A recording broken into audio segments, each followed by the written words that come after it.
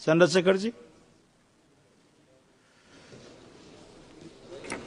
धन्यवाद सभापति जी। राष्ट्रपति जी के अभिभाषण पे मुझे आपने मेरी बात रखने का मौका दिया। मैं जातिगत जनगणना से शुरुआत करूंगा जिसकी देश को जरूरत है, क्योंकि जनगणना होगी तो आंकड़े आएंगे तो जो बजट दिया जा रहा है वो सही तरह से लोगों तक पहुंच पाएगा, उस बजट का लोगों को फायदा होगा। दूसरी बात, अयोध्या में 3 दिन तक पुलिस ने कार्रवाई नहीं की, इसका खामियाजा एक बेटी को अन्याय के रूप में उठाना पड़ा और मुख्यमंत्री जी यहां खड़े होकर राजनीतिक स्पीच में उस बेटी के अपमान का तमाशा बना रहे थे। ये बहुत दुखदाई है।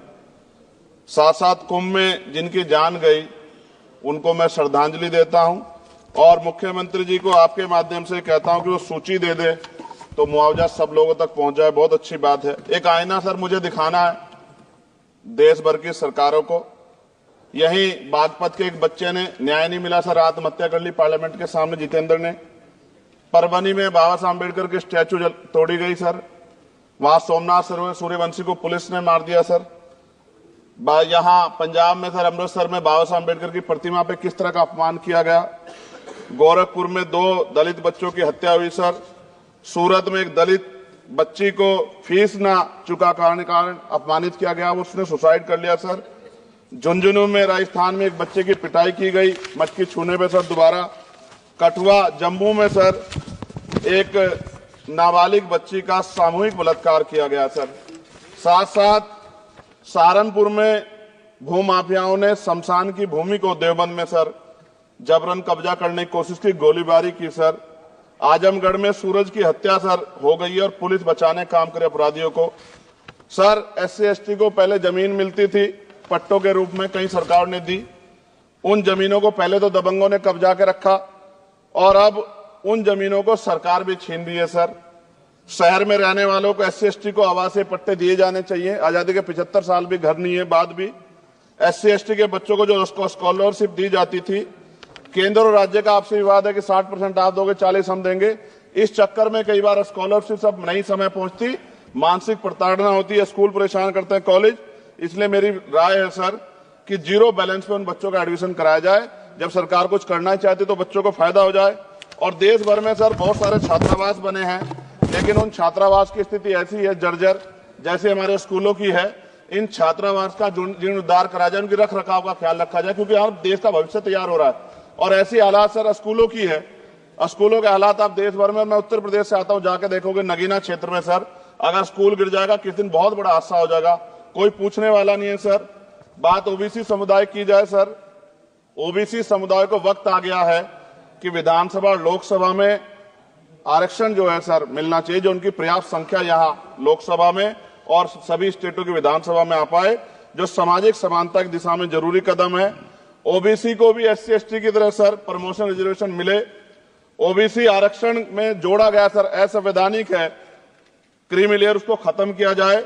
सरकारी स्वायत्त संस्थानों में भी सरकारी विभागों के समतुल्य पदों को चिन्हित किया जाए तथा उनकी समतुल्यता स्थापित की जाए, ताकि इन संस्थानों में कार्यरत ओबीसी कर्मचारियों के बच्चों को भी आरक्षण का लाभ मिल जाए। सर पत्रकार सुरक्षित नहीं है। पत्रकार मुकेश चंद्राकर की सर भ्रष्टाचार के खिलाफ आवाज उठाने पर हत्या की गई सर। कौन पत्रकार ईमानदार से पत्रकारिता करेगा। किसानों को MSP की कोई लीगल गारंटी नहीं। एक बड़े किसान है दल्लेवाल जी, 69 दिन से सर जीवन और मौत के बीच आमरण अनशन पे है। क्या अब तक किसी दिन उनकी जान चल जाए, सरकार को संज्ञान लेना चाहिए। सर माइनॉरिटी की बात करूंगा, धार्मिक आस्था की बात है, हम तो सभी का सम्मान करते हैं क्योंकि हमने शपथ ली है, हम संविधान को मानने वाले लोग हैं। लेकिन सर बड़ौत में भगवान आदित्यनाथ निर्वाण लड्डू पर्व के दौरान दुर्घटना हुई, 8 लोगों की जान चली गई, श्रद्धालुओं की 75 घायल है, सरकार ने संज्ञान नहीं लिया। अयोध्या की तरह उनको मुआवजा दे देते तो उनके मन में भी जो माइनॉरिटी है पीड़ा जो है वो खत्म हो जाती।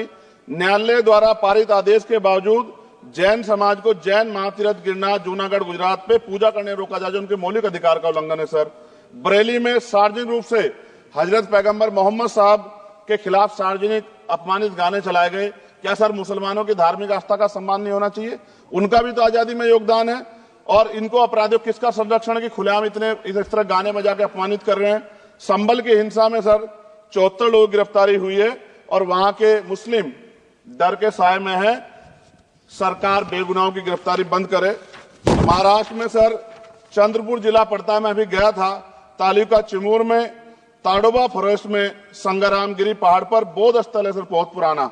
वहां बौद्ध भिक्षु को सरकार बिजली नहीं देती, रास्ता नहीं देती, और इतनी बुरी हालात में उनकी धार्मिक आस्था क्या है सर, तथागत बुद्ध की ज्ञान स्थली होने के कारण बोध गया में बौद्ध धर्म के अनुयायियों के लिए जो बहुत महत्वपूर्ण स्थल है सर, इस स्थल पर अवैध कब्जा हटवाकर बौद्ध धर्म के अनुयायियों को सौंपा जाए। उनमें बड़ी चिंता, देश विदेश से लोग आते हैं, तो यहाँ हमारे देश की छवि भी खराब हो रही है।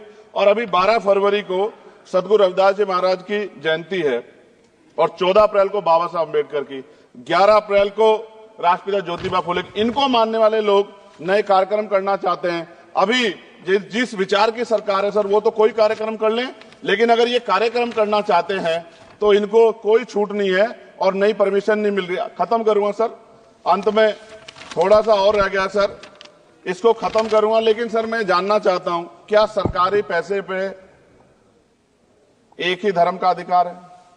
दूसरे धर्म के धार्मिक आयोजनों पे अभी कुंभ में 7,500 करोड़ रुपए खर्च किया आपने। आप रविदास जयंती पे कितना खर्च करेंगे? आप 14 अप्रैल को डॉक्टर बाबा साहब अम्बेडकर जिनकी जय जयकार होती है, उन पे कितना खर्च करेंगे? और उनके विचारों को आगे बढ़ाने के लिए आप क्या सहयोग करेंगे? ये सवाल बहुत बड़ा है।